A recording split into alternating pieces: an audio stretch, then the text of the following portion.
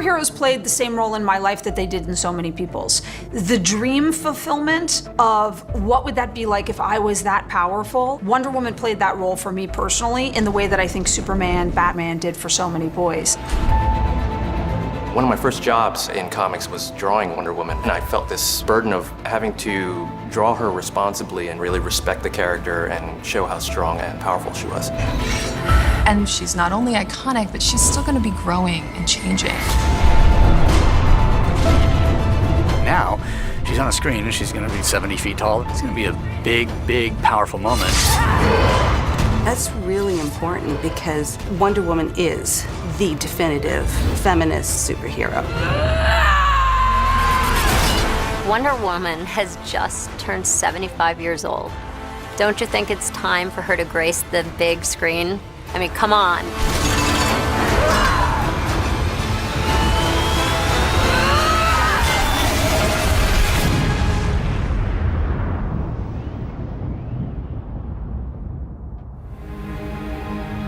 William Marston was an incredibly interesting man. He was a famous psychologist. He and his wife helped develop the lie detector test.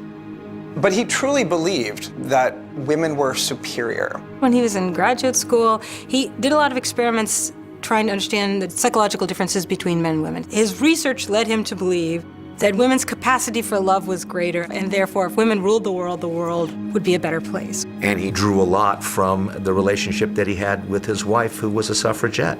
So he was inspired to write about a very powerful woman because he was living with a very powerful woman. A lot of husbands, when their wives were going to be suffragists, are like, no way, this can't happen. And he really beat the drum for women to do anything that they wanted to do. We lived in Rye, New York, and my dad worked with Charlie Gaines that owned DC Comics, was one of the owners. And one day, Charlie laughingly said, "Hey, Bill, why don't you do a comic, ha, ha, ha." So he went home and talked to my mom, and my mother said, "Well, let's have a woman superhero for a change instead of all the males." So he took it to Charlie Gaines, and he said, "It doesn't work. It's not going to work. It never has." MC Gaines was dealing with critics who said, comic books are violent, they make kids violent, they make kids do bad things. So at the time, Marston's a very popular psychologist, and Marston said, the way to solve your publicity problem is to have a female superhero. And he said, "Trust me, you know, this is going to be successful, and I will show you." And Wonder Woman was a huge success. Millions of copies of the comic sold every month. There were very few female characters, and none like Wonder Woman, who had their own book. She was the only female character that had her own title and was the star of her own comic for many, many years. Marsden said, "I write Wonder Woman as a new kind of propaganda to show the world what a woman could be, like a new kind of woman for the future that's strong and assertive and smart and can do anything, basically."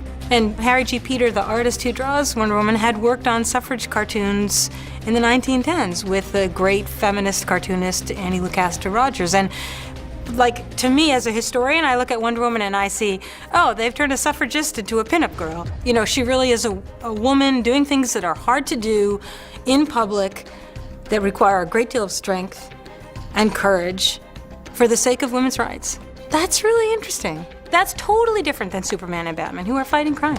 And her comic series was just as interesting as Batman, Superman, or anything else. We weren't focusing on women, we were focusing on a comic book. She never approaches anything the way Batman or Superman would. I think she's very compassionate, very strategic. There's always kind of an extra step to her. She doesn't think violence is the first answer. And to me, that just makes her a really interesting character and a leader. So I find Diana and her view of mankind in the world just very compelling, because there's a whole extra layer of intelligence that you put onto that character. But what I think is most interesting is looking back, how she's just like an index. She's just a good mirror for the state of the debate of the fight for women's rights. There were two characters in comic book publication that radically changed depending on the politics of the time. It was Wonder Woman and Superman's girlfriend, Lois Lane. Both those characters were created right at the beginning of World War II. Men were going off to war, women were becoming more active in the workplace because they had to. And these two characters embodied sort of a Rosie the Riveter kind of we can do anything spirit. And then the 50s, of course, was a more conservative time in America. There was a real move from the government to get women back into the homes, and comics reflected that time. And certainly the rise of communism panicked people in entertainment, panicked publishers, and comics became a very conservative medium. That absolutely reflected in the pages of Wonder Woman, where you once had this incredibly progressive, very physical character suddenly reduced to a woman who was the romance editor of a magazine, was basically there to rebuff Steve Trevor and who always wanted to marry her, but still at the end of the day was not at all as progressive as she had been. The 60s, of course, a lot of science fiction, a lot of crazy pop science fiction, fighting off toxic monsters from space. Crazy, but certainly a reflection of the larger pop culture. Wonder Woman had her famous 70s jumpsuit period where she was powerless.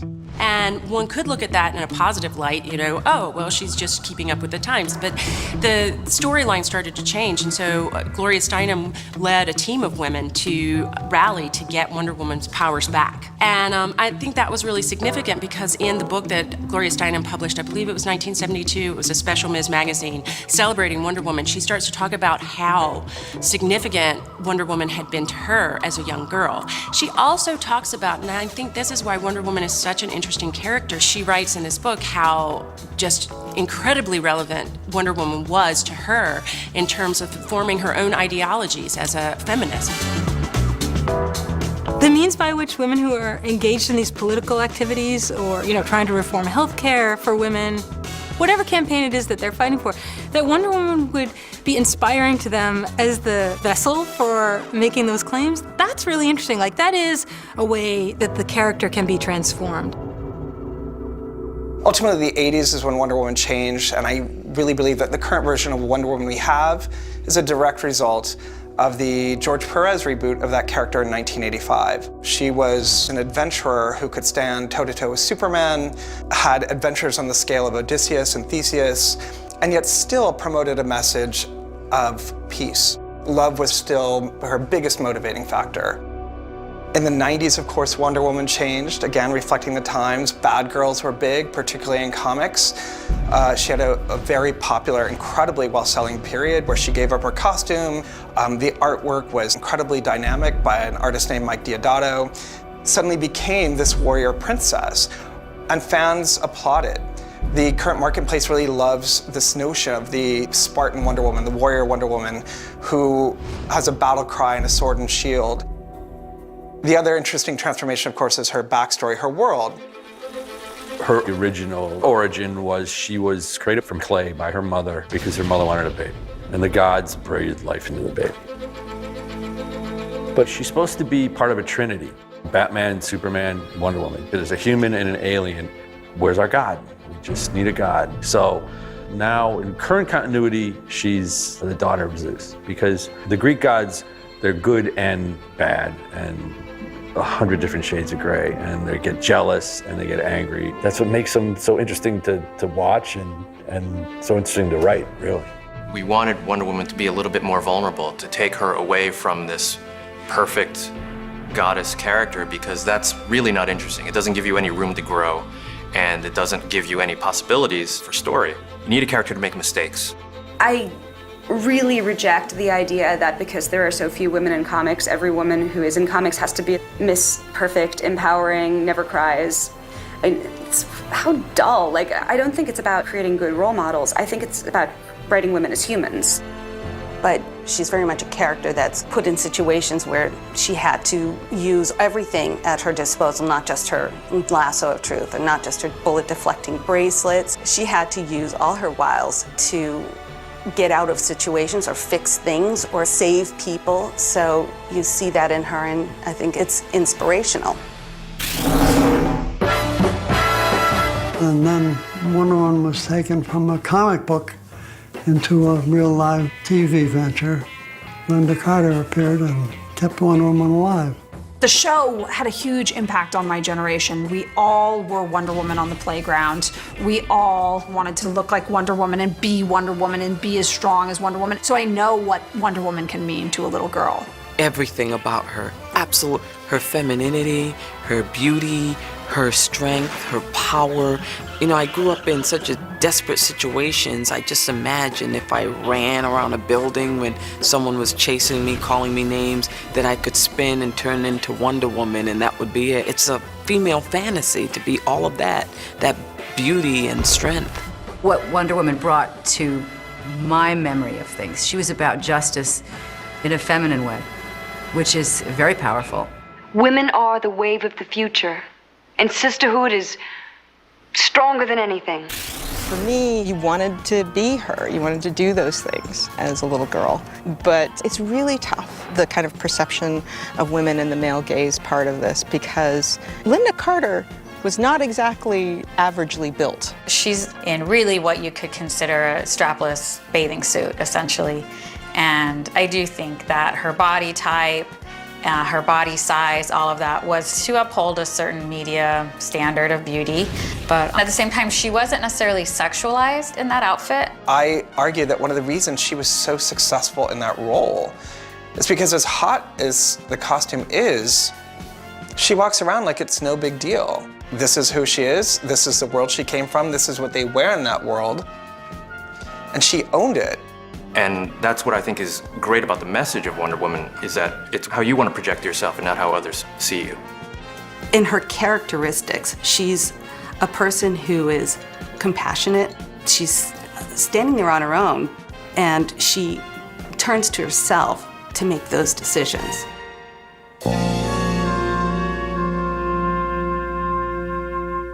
Wonder Woman was always identified from the start as a superhero whose whole mission was fighting for women's rights, for equality for women. Like, her opposition to fascism was the opposition of a feminist. But it's not like there's one big consensus about what feminism is and what an ideal woman who's really totally enlightened and truly empowered would look like. And this is where Wonder Woman can come in beautifully, because it's like, of course you're gonna have your feminists who are gonna be angry at this one specific feminist ideal.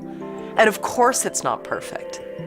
But what is perfect? There's a lot that's still not resolved about, you know, feminine identity, what power means in terms of, is your power through your beauty, or is your power through your force of will, your sense of righteousness, your sense of empathy, or all of these other things we discussed that define who Wonder Woman is.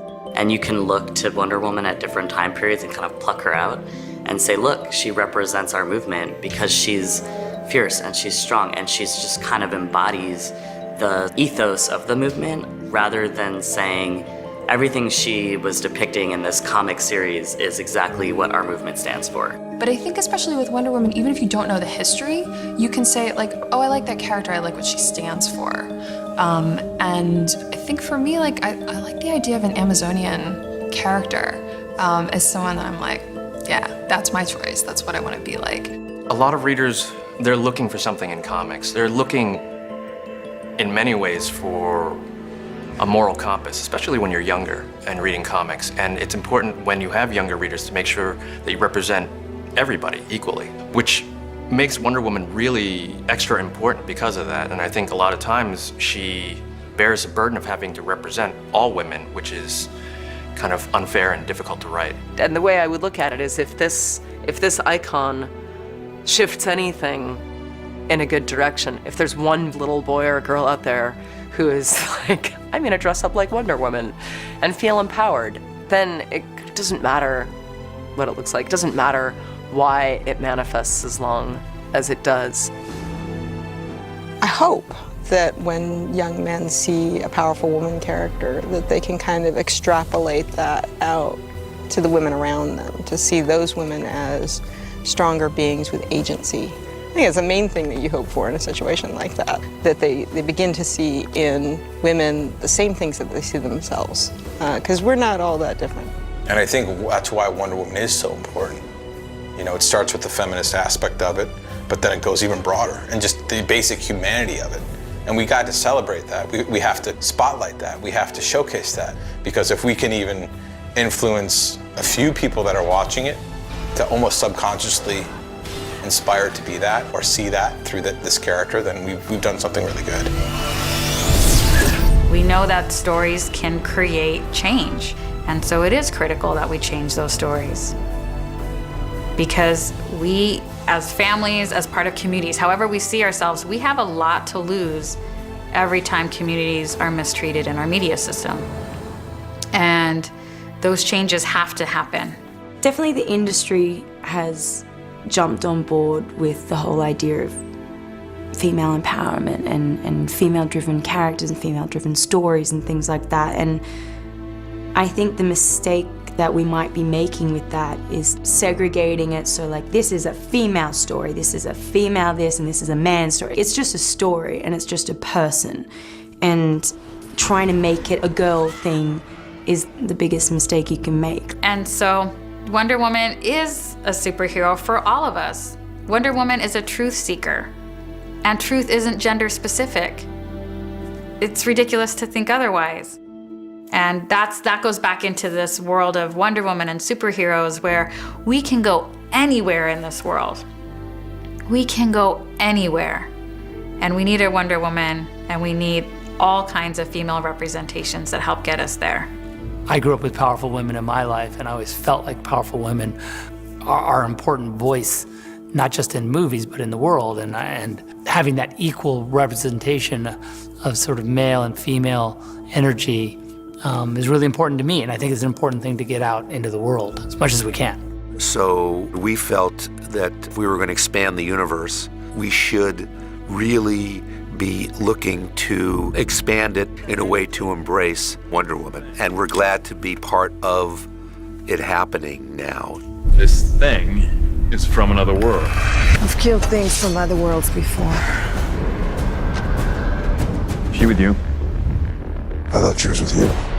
It's amazing to think that 75 years ago, what a radical idea to be attractive and powerful and fighting. That was something that was so aspirational and so distant, yet interestingly, it's actually taken all the way till now. So it's time for this character to step into the future and into this film.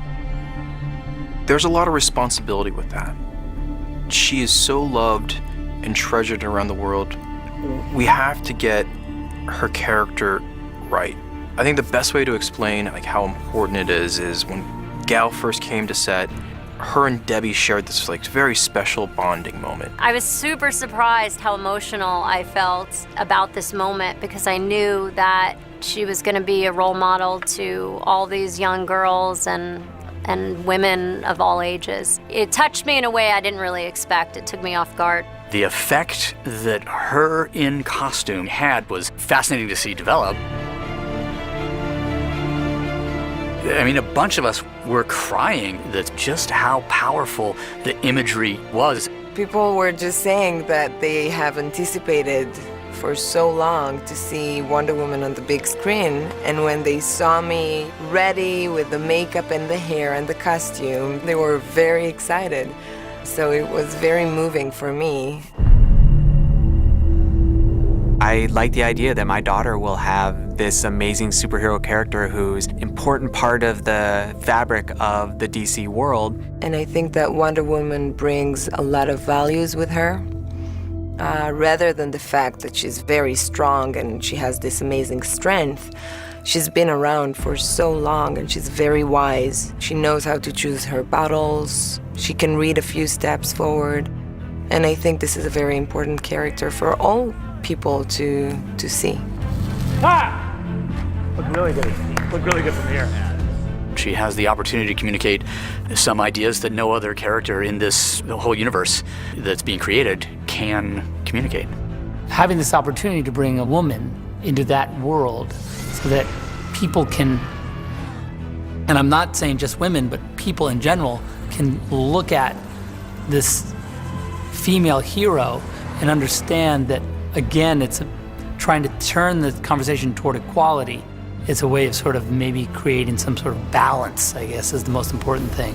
So I think seeing her be an incredible badass, but completely in herself as a woman and still attractive and still cool and still loving and still kind and losing none of that while being just as powerful, that's the thing that I feel like now is the moment for that more than ever. That seismic moment when you see Batman and Superman on screen together for the very first time, you bring Wonder Woman into that mix, and for a DC fan who loves these characters, to see all three together, it just changes it dramatically because she brings a very different perspective than either one of them.